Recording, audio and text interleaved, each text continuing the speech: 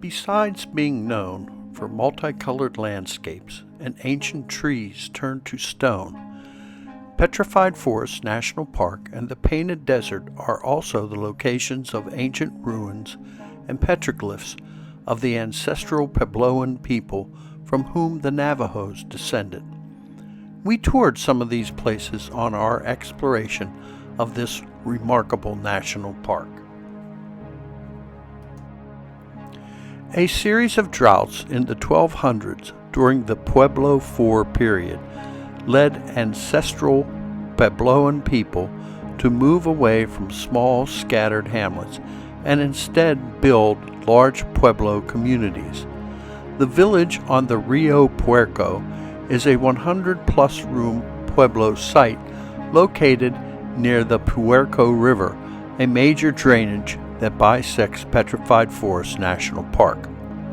The Puerco River, or Rio Puerco, is a tributary of the Little Colorado River in northwestern New Mexico and northeastern Arizona. It flows through arid terrain, including the Painted Desert. Although the word puerco means pig, it also used to mean dirty or filthy in Spanish. This usage in the southwest United States is better translated as dirty river or muddy river due to its high content of silt and mud. The river would have been a reliable source of water for crops. Farming of corn, beans, and squash took place on the floodplains and terraces along the river. The river also made a natural travel corridor, meaning travelers and traders frequented Puerco Pueblo carrying new ideas as well as goods. At its largest size, around the year 1300, Puerco Pueblo may have been home to about 200 people. The one-story-high village of hand-shaped sandstone blocks was built around a rectangular plaza. The rooms were living quarters and storage, but most activity like cooking and craft making took place in the plaza. There were also several underground rooms called kivas, where ceremonial practices took place. There were no doors or windows in the plaster-covered exterior walls of the pueblo. Entry into the village was by ladders over the wall and across the log, brush, and mud roofs of the room blocks. Unable to adapt to the climate change of the late 1300s, the inhabitants of Puerco Pueblo systematically abandoned the pueblo in search of a more suitable area. It was all but empty by 1380. Only the sandstone bricks, pot shards, stone tools, petroglyphs, and other artifacts and features remain to tell the tale of these ancient people.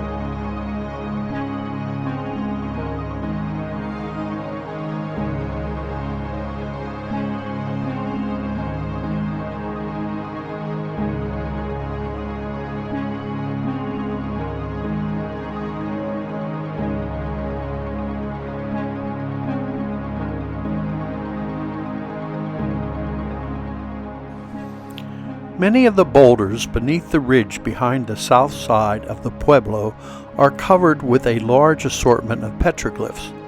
The site contains over 800 petroglyphs incised on more than 100 boulders. One of the petroglyphs, which has been uncovered at the site, appears to show the migration path from the Puerco Pueblo to the crack in the rock site, today located within the Wupaki National Monument, dating from approximately 1150. The boulders below the hill are a storybook of very interesting petroglyphs. Some of the petroglyphs look similar to those seen elsewhere. One of the images, a circular design, is situated in just the right spot that it marks the passing of the summer solstice, with a shaft of light that descends down the surface of the rock and penetrates the circle. This remarkable occurrence can be viewed around 8:30 each morning between June 14th and the 28th. Numerous petroglyphs of various animals, symbols, and kachina cover the rocks. The Puerco Pueblo is a must for anyone visiting the Petrified Forest National Park.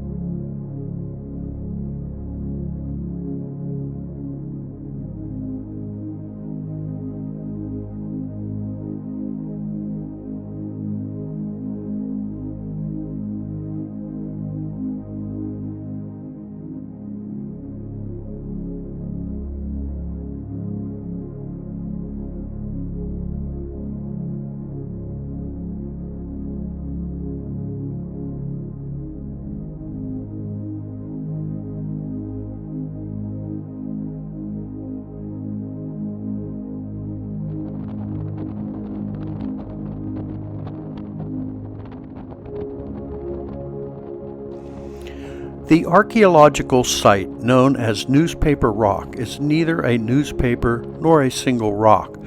The site boasts over 650 petroglyphs covering a group of rock faces within a small area. High concentrations of petroglyphs like this mark a place as usually significant. Many generations of people saw these markings and contributed their own. The petroglyphs were created by ancestral Puebloan people living, farming, and hunting along the Puerco River between 650 and 2,000 years ago. Some of the ancient artists may have lived at Puerco Pueblo, located less than 1 mile north of this site. With so many writers over so many years, it is impossible to read the rock face.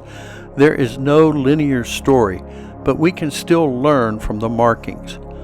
Modern American Indian groups' interpretations include family or clan symbols, spiritual meanings, and calendar events. Some mark territory boundaries or migratory routes.